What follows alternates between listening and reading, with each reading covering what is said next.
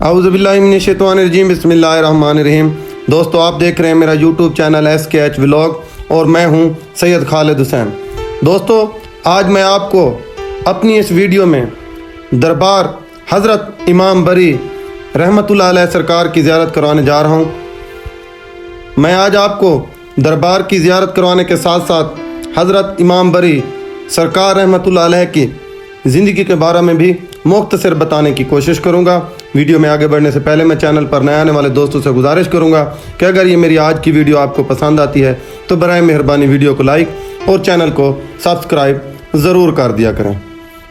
دوستو، حضرت امام بری سرکار رحمۃ اللہ علیہ، جن کا اصل نام حضرت سید عبداللطیف کاظمی قادری رحمۃ اللہ علیہ المعروف حضرت امام بری سرکار رحمۃ اللہ علیہ ہے۔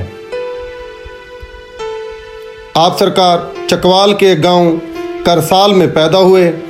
یہ شاہ جہاں کا عہد حکومت تھا۔ سید عبداللطیف کاظمی قادری المعروف حضرت امام بری سرکار کے والد سید سخی محمود شاہ کاظمی اپنے پورے خاندان سمیت ہجرت کر کے باغ کلاں آ گئے، جو اب ابیارہ کے نام سے مشہور ہے۔ بری امام سرکار کو اور بھی بہت سارے القابات سے جانا جاتا ہے، جیسا کہ بری بادشاہ، بری سلطان اور بری امام کے القاب آپ کو دیے گئے ہیں۔ آپ کی تاریخ پیدائش 1617 عیسوی اور 1026 ہجری ہے۔ آپ نے ابتدائی تعلیم اٹک سے حاصل کی، جہاں آپ نے فقہ حدیث، منطق ریاضی اور علم طب کے متعلق سیکھا، کیونکہ اس دور میں غورغشی ضلع اٹک علم کا مرکز جانا جاتا تھا۔ آپ نے ضلع ہزارہ کے ایک معزز خاندان کے سردار سید نور محمد کی صاحبزادی بی بی دامن خاتون سے شادی کی، جن میں سے ایک بچی پیدا ہوئی جو بہت چھوٹی عمر میں فوت ہو گئی۔ اس کے بعد آپ کی زوجہ بھی وفات پا گئیں۔ دوبارہ آپ نے شادی نہ کی۔ یہ ہے جی حضرت عبداللطیف کاظمی المعروف امام بری سرکار، جن کی دربار مبارک آپ کو نظر آ رہی ہے۔ آپ سرکار کے بارے میں بہت ساری کرامات مشہور ہیں، جن میں سے چند ایک کا ذکر میں آپ کو اپنی اس ویڈیو میں بتاتا چلوں۔ سید عبداللطیف کاظمی قادری بچپن ہی میں مویشی چرایا کرتے تھے۔ ایک بار آپ مویشی چرانے کے لیے لے گئے۔ آپ نے مویشیوں کو کھلا چھوڑ دیا کہ مویشی چر لیں۔ آپ سرکار خود درخت کے نیچے آرام کرنے لگ گئے۔ آپ کے مویشی چرتے ہوئے کھیتوں میں گھس گئے اور فصل کو نقصان پہنچایا۔ آپ شام کو مویشی لے کر گھر واپس آ گئے۔ اتنے میں کھیت کا مالک بھی آ پہنچا۔ اس نے آپ کے والد گرامی سے آپ کی شکایت کی اور بتایا کہ آپ کے بچے نے بکریاں میری فصل میں چھوڑ دی ہیں، جس کی وجہ سے میری فصل کو کافی نقصان ہوا ہے، تو آپ میری فصل کا جو نقصان ہے اس کا ازالہ کریں۔ جب آپ کے والد گرامی نے یہ بات سنی تو والد گرامی نے حضرت امام بری سرکار کو مخاطب کر کے پوچھا کہ آپ نے اس ذمہ دار کی فصل کا نقصان کیا ہے؟ تو آپ سرکار نے فرمایا، نہیں، میں نے کوئی نقصان نہیں کیا۔ جس پر وہ ذمہ دار بولا کہ آپ چل کر میرے ساتھ خود اپنی آنکھوں سے اجڑی ہوئی فصل دیکھ لیں، جس میں آپ کے بچے نے جان بوجھ کر بکریاں چھوڑ دی ہیں اور میری فصل کا بہت سارا نقصان ہوا ہے۔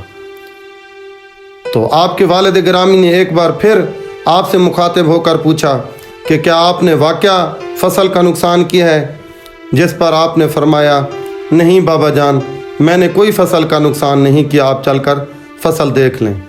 جس پر آپ کے والد گرامی اس ذمہ دار کے پاس اس کے کھیتوں میں تشریف لے گئے वहाँ पर जाकर देखा तो फसल अपनी असल हालत में लहलहा रही थी, उसको कोई नुकसान नहीं पहुँचा था। ये सारा माजरा देखकर वो ज़िम्मेदार आपकी इस करामत से बहुत ज़्यादा मुतासिर हुआ और उसने बाकायदा हज़रत इमाम बरी सरकार से इस चीज़ की माफ़ी मांगी। इमाम बरी सरकार की और भी बहुत सारी करामात मशहूर हैं जो मैं चलकर आगे आपको अपनी इस वीडियो में बताने वाला हूँ। नाज़रीन, इससे आगे चलकर मैं हज़रत इमाम बरी सरकार का जो मच है, जो सदियों से आज तक जला आ रहा है, जिसके बारे में कभी नूर जहाँ ने भी उस मच का जिक्र किया था अपने गाने में कि मच की राख को सर में पाया, तो वो राख जो सदियों से मौजूद है और वो मच आम अल्फाज में अगर आप समझ लें, उर्दू में समझे तो इसको आग कह लें, पंजाबी में आग, और इसी तरह अगर इंग्लिश में फायर, तो मच जो है ना ये आग का लफ्ज़ है। तो मैं चलकर आपको वो मच भी दिखाने की कोशिश करूं जो कि सदियों से वो आग जल रही है। इसके अलावा यहाँ पर पहाड़ी इलाकों से बंदर भी इस दरबार पर आ जाया करते हैं, क्योंकि यहाँ पर लंगर व न्याज का बहुत ज़्यादा इंतज़ाम किया जाता है। लोग दूर दराज से आकर यहाँ पर न्याज़ें बांटते हैं, तो पहाड़ी इलाकों से बंदर भी नीचे उतर आते हैं और इस दरबार पर आने वाले लोगों से वो खाने पीने की चीज़ें खाकर अपना गुजारा करते हैं। मैं ये बंदरों का नज़ारा भी आपको अपनी इस वीडियो में दिखाने की कोशिश करूँगा। नाज़रीन, ये दरबार का अंदरूनी अहाता है। दरबार जो कि माशाल्लाह बहुत ही खूबसूरत डिज़ाइन से तैयार की गई है। यहाँ पर मर्द व ख़वातीन का दाखला अलहदा बनाया गया है।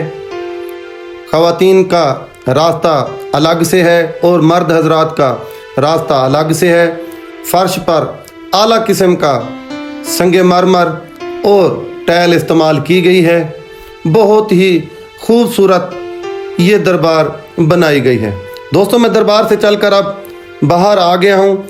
आगे चलकर मैं आपको वो मच दिखाने की कोशिश करूँगा जो सदियों से यहाँ पर जला आ रहा है और बामुताबिक अकीदतमंद ये मच उनके लिए बहुत अहमियत रखता है। दोस्तों, आपके बारे में एक और भी मौइज़ा मौजूद है कि एक बार यहाँ पर वक्त का हुक्मरान औरंगज़ेब आलमगीर बादशाह अपनी फ़ौज के साथ यहाँ पर तशरीफ़ लाए। रात उन्होंने इस इलाका में क़याम किया, अपनी फ़ौज को हुक्म दिया कि यहाँ के मकामी लोगों को भी खाने पर मदऊ किया जाए। जब सारे मकामी लोग खाने पर आ गए तो आप सरकार ना गए, जिस पर मुलाजमीन ने आपकी शिकायत की, तो वो बादशाह आपकी खिदमत में ख़ुद तशरीफ़ लेकर आ गया। तो उस बादशाह ने आपसे मुखातिब होकर कहा कि आपने मेरा नाम नहीं सुना, मैं वक्त का बादशाह हूँ और ये इलाका मेरी जागीर है। जिस पर आप सरकार ने फरमाया कि आप अगर मेरी जागीर देखना चाहें तो मेरे साथ इस पत्थर पर बैठ जाएं। तो वो वक्त का बादशाह जब आपके पास पत्थर पर बैठा तो उसने देखा कि उसके इर्द गिर्द तमाम हीरे जवाहर मौजूद हैं और वो पत्थर जो है वो हीरे और जवाहरात का तख्त है। दोस्तों, ये है वो मच जिसका मैंने आपको बताया था जो सदियों से यहाँ पर जला आ रहा है।